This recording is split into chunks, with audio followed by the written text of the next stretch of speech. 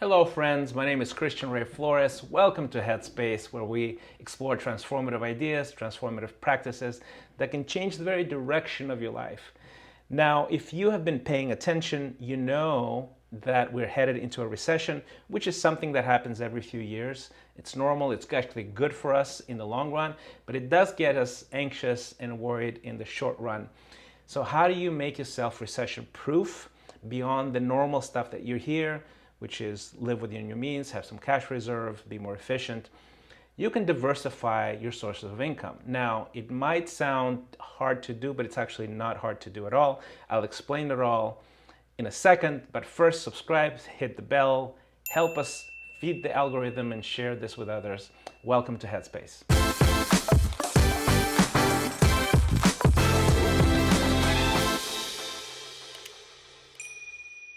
All right, let's unpack this. I'll start from afar, but I'll get you there eventually. Question: what is better, to be a generalist or to be a specialist? Obviously, there are upsides and downsides to both, but I will always vote for generalist, although I started off as a specialist. My first successful gig was a musician. You can easily say that I was in the top 1% of my profession.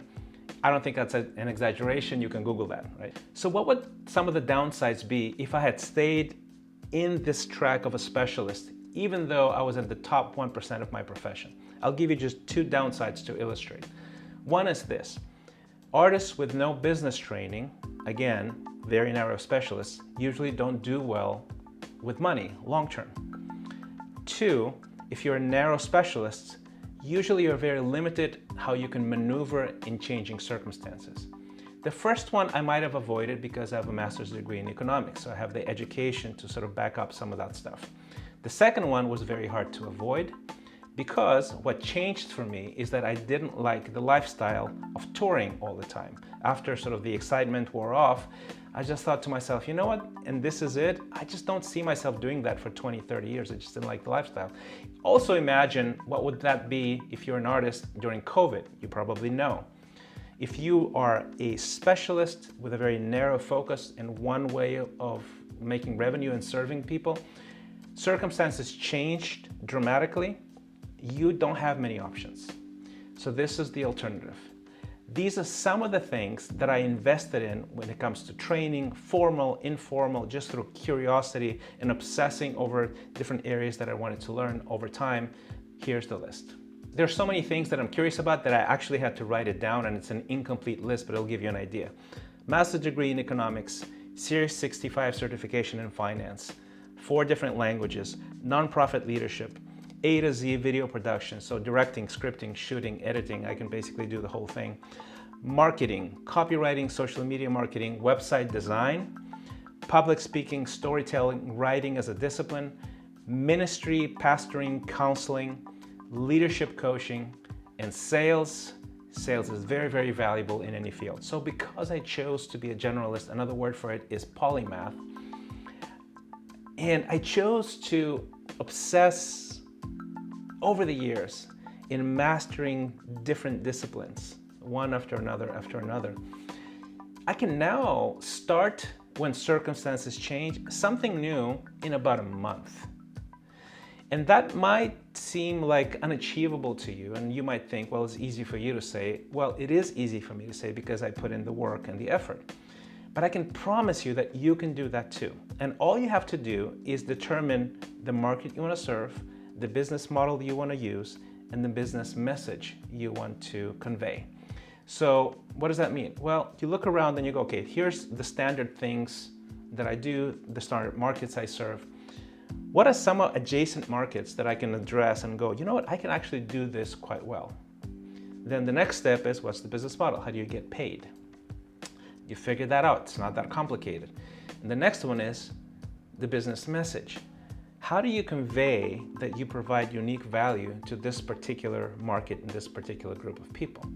That's pretty much it. Now, it might seem overwhelming, but it's really not once you start doing and implementing step by step by step. So how do you get there practically? First, breathe, don't be anxious, believe in yourself, you're valuable in a unique way, and you can serve people in a unique way. You just need to find those people and figure out what it is that you can do for them.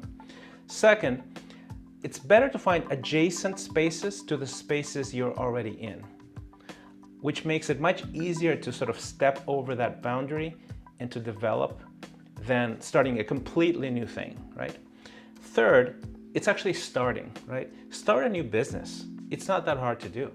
Start a new initiative. Even if you're not starting a new business, you can start a new initiative within your company that makes you more valuable and irreplaceable. And at the very least, that alone will make you recession-proof. If you believe in yourself, if you have an open mind, if you breathe, you can do this. I will illustrate. I started off in music. I got interested in music videos. So I mastered some of the aspects that I was missing in music videos, started a music video production company. It did really well, and then the market changed and it didn't do really well. So what's the adjacent space? Well, it's doing video for business. So we can do about us videos, commercials, other things like that. Great, so we pivoted to that. Then we expanded. Well, why are we just doing video? We're very good at storytelling. We can do websites, we can do marketing, we can do messaging, we can do strategy, we can do branding. We did that.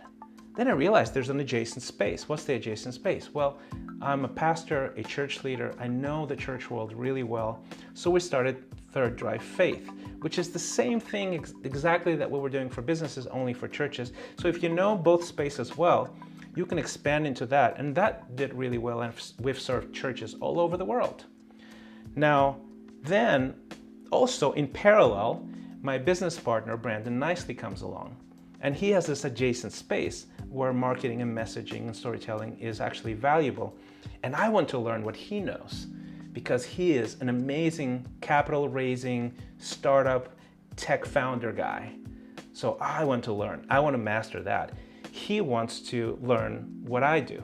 So we joined forces, and that's how Third Drive was born.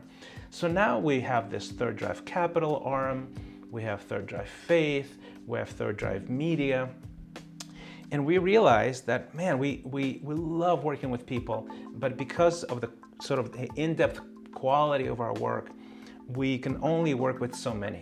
But we want to have sort of a bigger impact and help more people. So we added this adjacent space, which is courses. So now we have courses that teach people how to raise capital, that teach people how to do marketing, and that the rest is history. So I'm telling you all of this because recessions are scary. There's a spirit of anxiety and fear that sort of descends upon the public. And anxiety is a paralyzing thing. It doesn't help you. So I hope you just stop and breathe and look around and realize that you have skills that people need and you can serve them with those skills, and that you can be recession-proof as well. I'm going to leave you with a couple of thoughts, a couple of quotes that might help in getting you in the right headspace. Michael Simmons wrote an article, and the title of the article is this: people who have too many interests, quote unquote, too many interests, are more likely to be successful. Here's what he says. If being a generalist was the path to mediocrity, why did the most comprehensive study of the most significant scientists in all of history uncover that 15 of the 20 were polymaths? Newton, Galileo, Aristotle, Kepler, Descartes, it goes on, Euler, Darwin, Maxwell, all polymaths, generalists. If being a generalist was so ineffective, why are the founders of the 5 largest companies in the world, Bill Gates, Steve Jobs, Warren Buffett, Larry Page, and Jeff Bezos, all polymaths? Are these legends just genius anomalies? Or are they people we could and should imitate in order to be successful in a modern knowledge economy? Great question, right? So can you become recession-proof? Absolutely, you can become recession-proof, and you should become recession-proof, and you can do it quickly. All you have to do is find a market, a model, and a message, and just do it. I'm going to leave you with one more quote, which is a scripture in Proverbs 22:29. Here's what it says. Do you see someone skilled in their work? They will serve before kings. This episode was brought to you by Overdrive Prime. I mentioned this before, that we're rolling out classes and courses. Overdrive Prime is a course that we developed in Third Drive to help founders raise capital. It's an amazing, amazing course. And in the show notes, I will put a link in to a free webinar that sort of explains what you do in this course and basically explains how so many founders practically guarantee they will never get funded for their startup in their lives by repeating the same mistakes over and over and over again. So the webinar is going to be in the show notes. Please check it out if you're a founder and if you're looking to raise capital. It's going to change your life. I hope this helps. Thank you for visiting Headspace. Don't forget to subscribe, ring the bell, leave us some comments, ideas, thoughts, questions, critiques in the comment section. We'll love hearing from you.